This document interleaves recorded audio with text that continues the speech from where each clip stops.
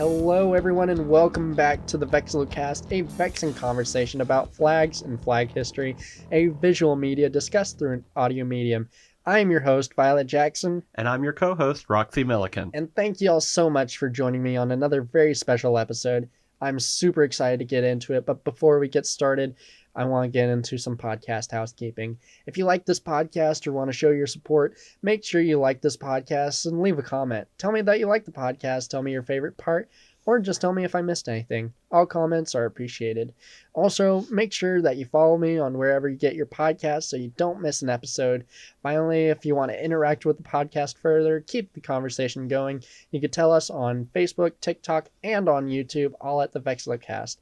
Without further ado, let's get into the episode. What do you say, Roxy? Sounds great to me. All right, we are going to go all the way to Paris. All right. Oh my gosh, France. I saw Paris on the page, and that's where we're going. Same difference. Yeah, same difference. There's not much outside of Paris for France, but we're going to start with that. So awesome. We're going to go to a tourist destination. So we took a plane out to France, and we're in France right now. We're going to go to Paris first. Mm-hmm. So there's going to be a few things that we see in Paris. There's going to be the Eiffel Tower. Oh, I love it. Oh, yeah. The most iconic thing in Paris. The Notre Dame Cathedral. Mm-hmm. If it's not still like burnt to the ground. Hopefully they rebuilt it by now. That was what, 2 years ago? Yeah, I think that was 2 years ago. Mm-hmm. Or maybe it was 2019. I thought the pandemic was going at the time, but Really? I can't remember. It might have been. So if they're doing tours there, well, you got yourself there. But if they're not, you can take a picture from the outside. It's whatever. Mm-hmm. There's more things to do. We're gonna go to the Louvre. All right. Little historic museum there. Oh, I do love some art. Oh yeah, fancy. The Catacombs. Mm-hmm. Oh my gosh, I would love to go see that someday. Man, what if we were able to chart new ground, see some stuff that people hadn't seen yet before? Yeah, that'd be cool. We go outside the touristy part of it. We just escape. Yeah, just get out of there and then just die in there. Just add to it. The dream. We become history. Yep, we become a part of it. The Arc de Triomphe, a little bit of Napoleon there. Oh, absolutely. Oh yeah. So have you heard of Les Marais? No, I haven't. That isn't a tourist location I recognize. Yeah, it's very interesting. It's a fashionable district for small shops, restaurants, art, and culture. Ooh. Yeah, it's a melting pot of cultures from the Jewish, Chinese, and LGBT community. Now, you know those restaurants have to be amazing. Yeah. Absolutely amazing. Oh my gosh. So if you're gay, French, Jewish, and Chinese, we know the place for you. That's the one place for you to go, the one-stop shop, everything you need, baby. Oh my god, Pride Fest would be lit there. Oh my goodness. Do you imagine the street food? Oh. Wow. I would love to see it. And there are going to be tons of museums. There's a lot of history there, which we're going to get into. Absolutely. Now, if you're going to say a hotel cost for a standard double room in Paris, what would you say? The tourist destination, I'd have to guess maybe like 200, 250? Yeah. It's actually 159. It's pretty close. Wow. That's the average. Much cheaper than I'd expect. Yeah. It's cheaper than, like, let's say if we go to like Kansas City, which is fairly nearby, like the closest cities to us, Kansas City, Tulsa, you're gonna be paying a lot for a hotel there. Yeah, you're looking at like 200, 220 per night. Right. Especially if you want to go somewhere fancier. Yeah, especially like inner city kind of stuff. Mm-hmm. And then we're gonna go out to Disneyland.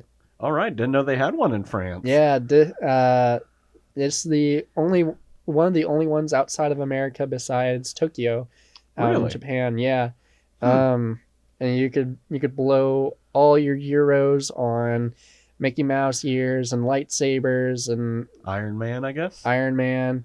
Yeah, I don't know. I've never been to like Disneyland, Disney World. I grew up in the South. We didn't have the money for that. I never had an interest in going. Like, I like amusement parks, but never Disney.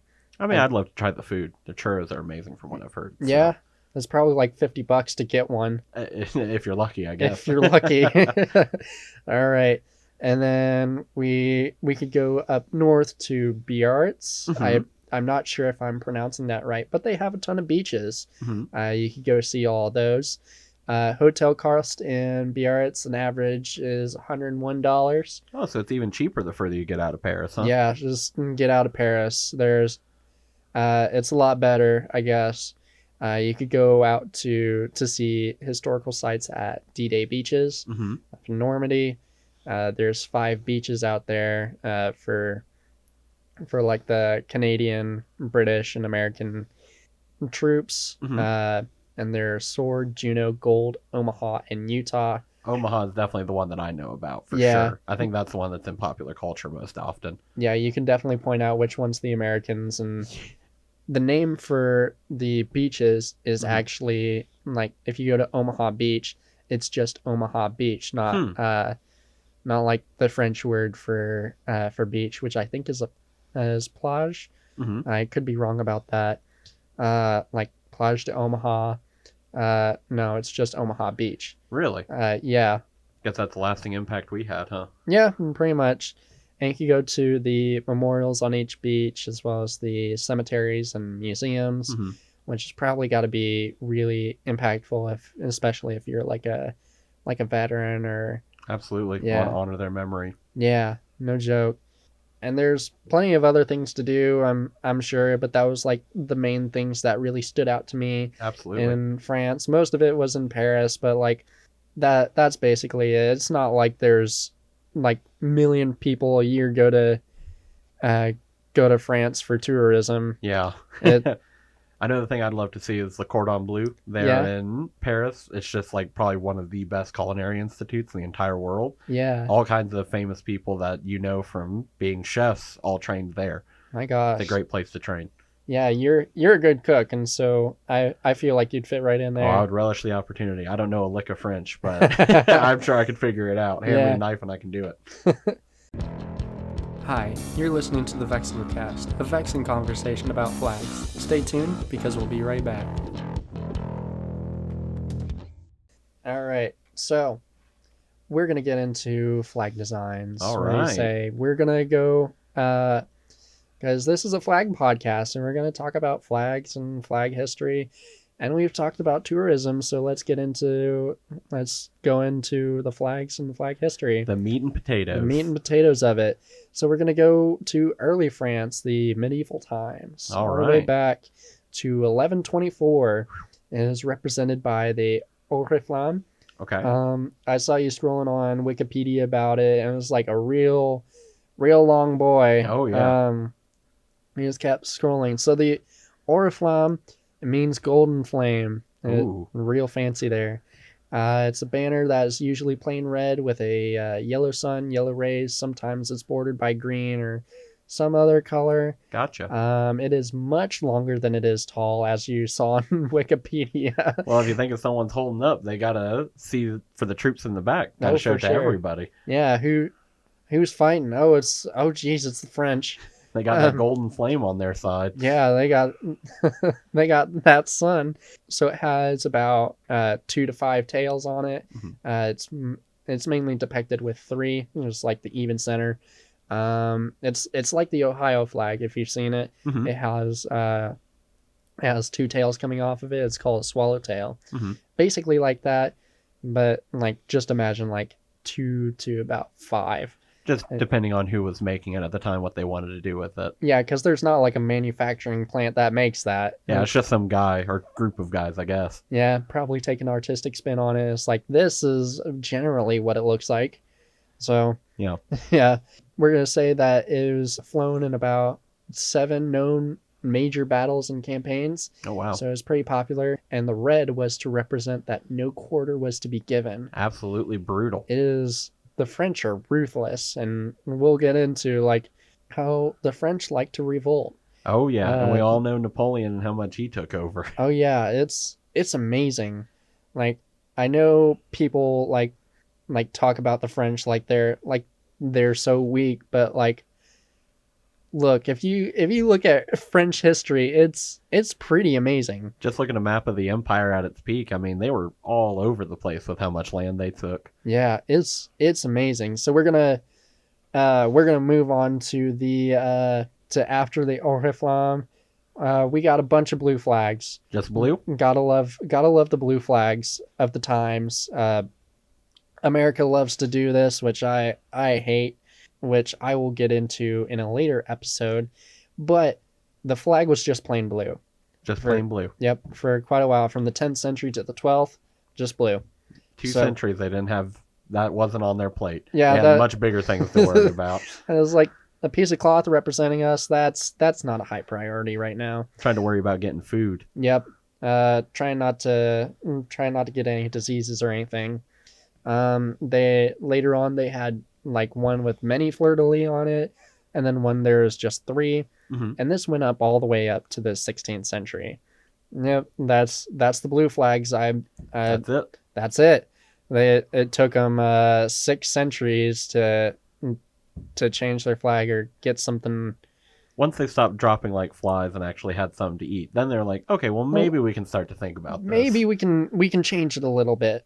So after them blue flags, we're going to talk about the Fleur-De-Lis. So why is the Fleur-De-Lis so popular in French culture? Mm-hmm. Basically, it translates to lily flower, the Fleur-De-Lis.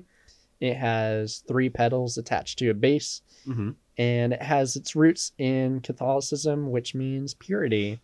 Makes sense. Yep, the French monarchs used the symbol as a divine right to rule. Why is that?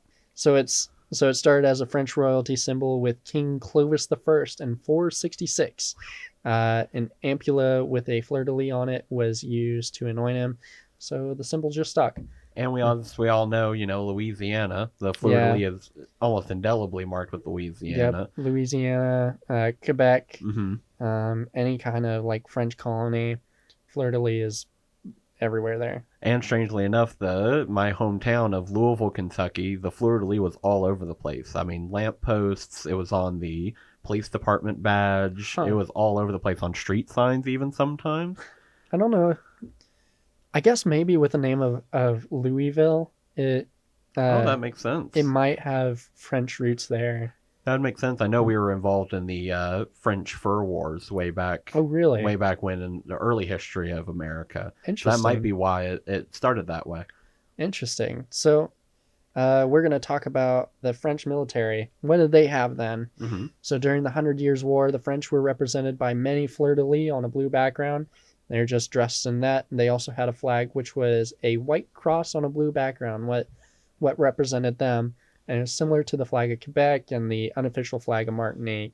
The difference between those two, Quebec has like that flag, but a fleur-de-lis in each corner. And then Martinique, the unofficial flag, is the same thing, but with snakes. That flag is absolutely amazing. We looked it up before recording, and yeah. My goodness, that is a great flag. Yeah, I think it's really cool, and I personally think that can be the official flag. I think that would be really amazing. So let's talk about the Royal Standard of France.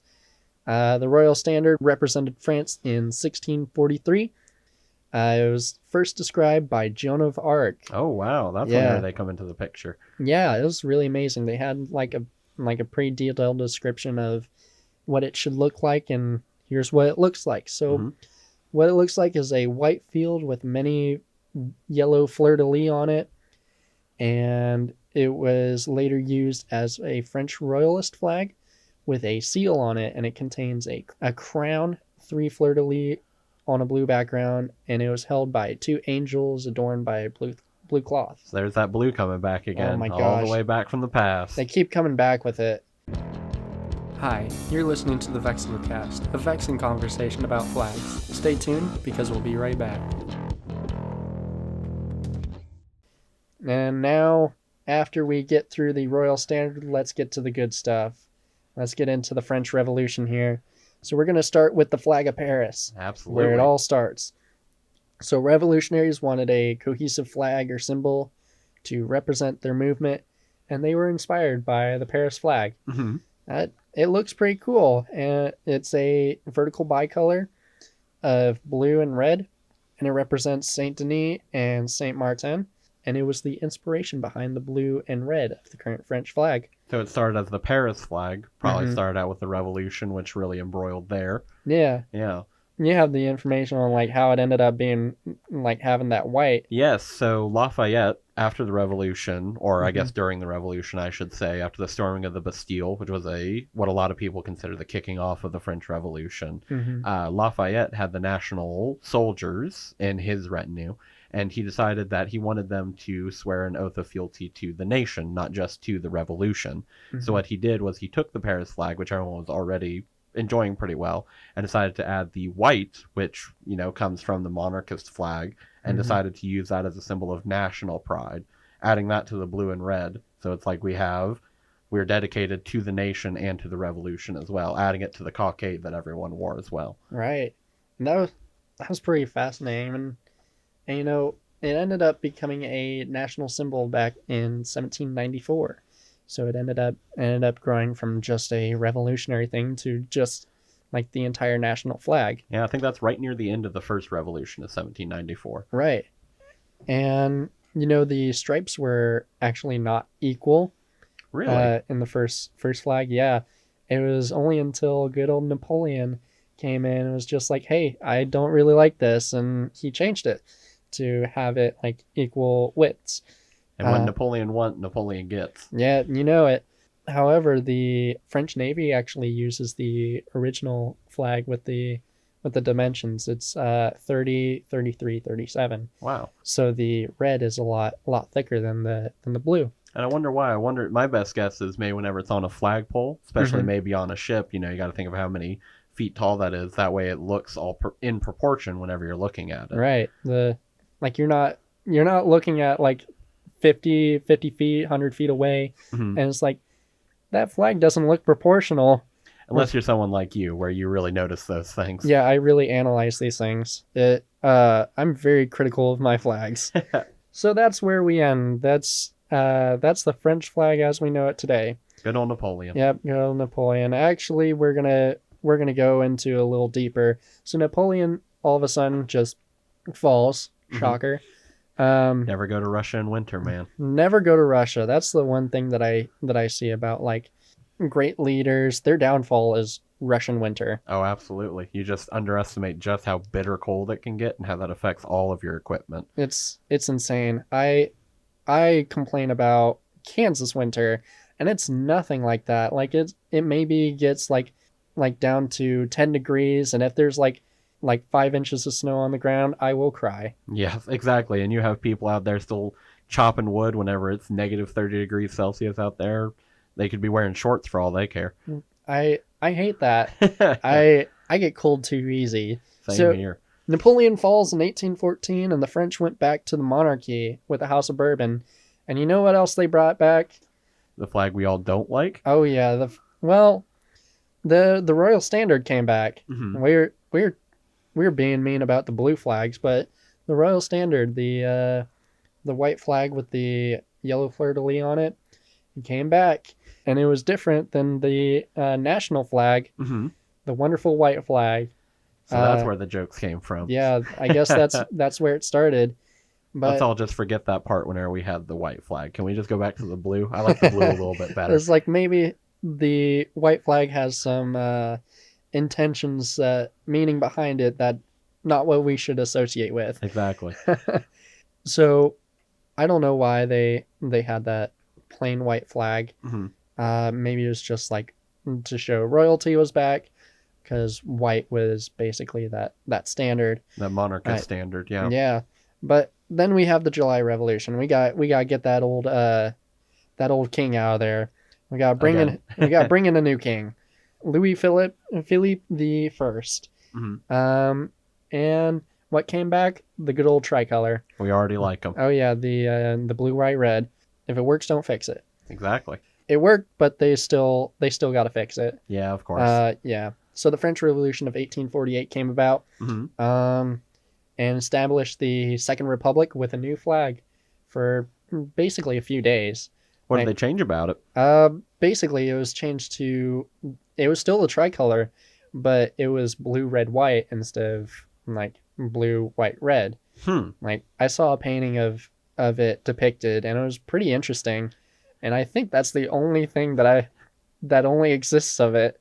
It almost feels wrong. It's like, well, that's how I've always seen it. Why would you change it up like that? I wonder, maybe to get away from Napoleon? Yeah, yeah, probably. I was like, Napoleon's bad. We got to change that. It's it feels like a change that you'd see on that Reddit page Oh, of yes. meme flags. Absolutely. Yeah.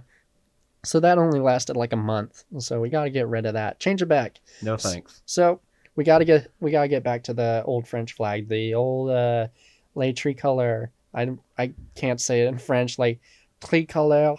I can't. Probably close enough. It's good enough. I'll say it. So the French flag came back to what we know it today. Mm-hmm.